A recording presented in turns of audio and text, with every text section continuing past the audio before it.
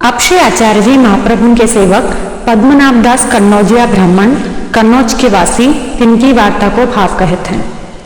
वार्ता प्रसंग 1। सो प्रथम पद्मनाभ दास व्यासासन बैठते, सो कन्नौज में आप अपने घर कथा कहते, ऊंचे आसन बैठते, काहू के घर जानो ना पड़तो, वृत्ति घर बैठे चली आवती, या भांति रहते। सो एक समय श्री आचार्य जी आप कन्नौज पधारे, तब पद्मनाभ दास दर्शन को आए। तब पद्मनाभ दास ने श्री आचार्य जी महाप्रभु के श्री मुक्ते भगवत वार्ता को प्रसंग सुनियो। तब जानी जो ये साक्षात ईश्वर हैं, श्री पूर्ण पुरुषोत्तम यही हैं। सो पुरुषोत्तम जानी के पद्मनाभ दास श्री आचार्य जी की शरण आए, नाम पायो, पाछे समर्पण करवायो। पाछे उत्थापन के समय श्री आचार्य जी ने पोथी खोली, तहाँ दामोदर दास संभलवारी के घर बिराजे हते। सो पद्मनाभ अपने घर ते आए, श्री आचार्य जी को दंडवत करके बैठे।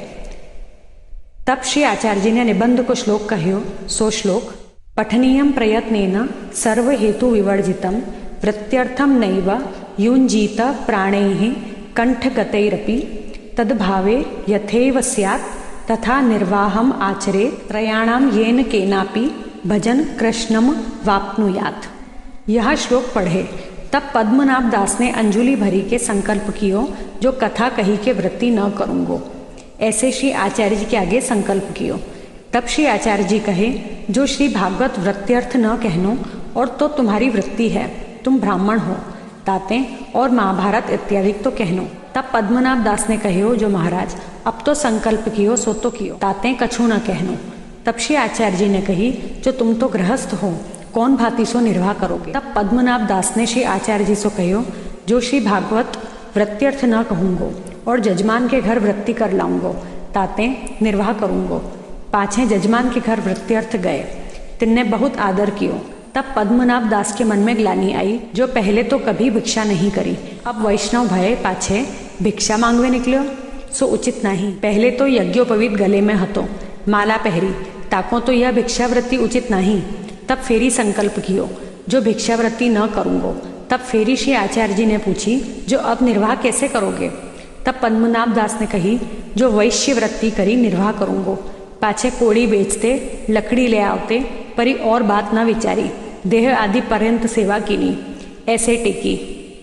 भाव प्रकाश।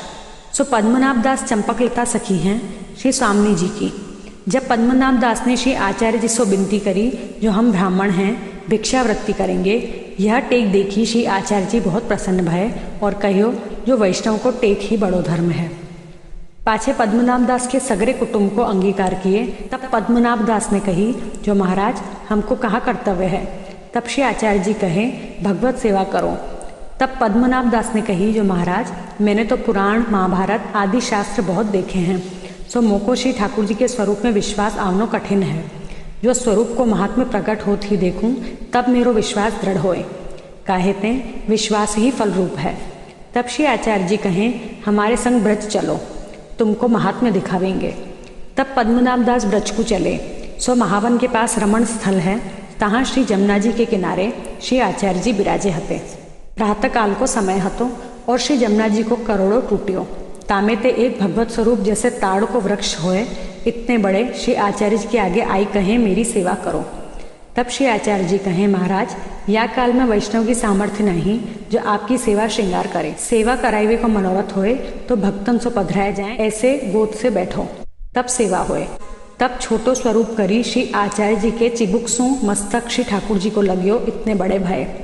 स्वस्वरूप करी श्री यमुना जी, गिरिराज, सखा, सखी, गाँव, कुंज, 84 कोस सगरो स्वरूपात्मक चिन्ह सहित हैं। ताते श्री आचार्य जी श्री मथुरानाथ जी नाम करें और पद्मनाभ दास को कहें, क्यों तेरो मनोरथ भयो।